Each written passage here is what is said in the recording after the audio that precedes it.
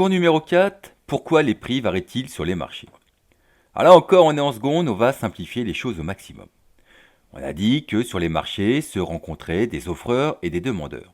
Le marché, c'est le lieu de rencontre entre une offre et une demande. Et de cette rencontre apparaissait un prix d'équilibre et une quantité d'équilibre.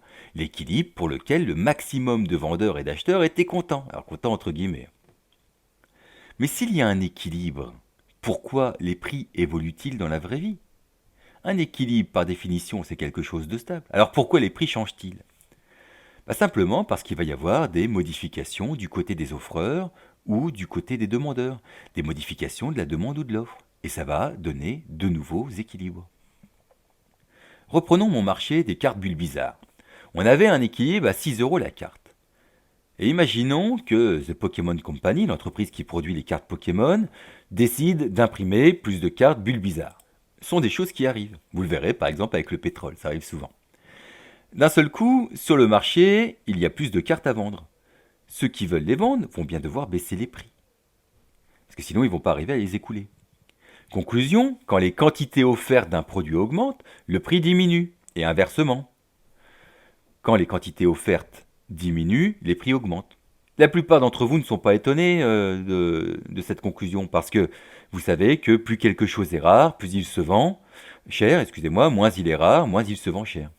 Donc, si quelque chose fait augmenter les quantités offertes, les prix diminuent. Et si quelque chose fait baisser les quantités offertes, le prix augmente. Et ce raisonnement que l'on vient de tenir pour l'offre, on peut le tenir pour la demande, mais les effets seront inversés.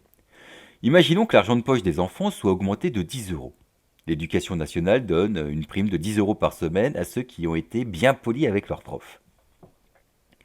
Alors, les enfants peuvent faire ce qu'ils veulent de ces 10 €, mais il y en aura bien qui voudront des cartes bulles bizarres.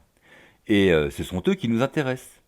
Et notamment ceux qui n'avaient pas les moyens auparavant d'avoir une carte bulle bizarre. Désormais, ils l'ont. Ils sont plus riches. La concurrence entre acheteurs de cartes bulles bizarres augmente.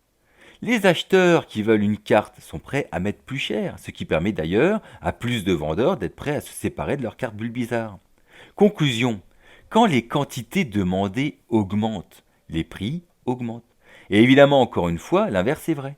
Quand les quantités demandées diminuent, les prix diminuent. Donc, retenez que si quelque chose fait augmenter les quantités demandées, le prix augmente. Et si quelque chose fait baisser les quantités demandées, le prix diminue.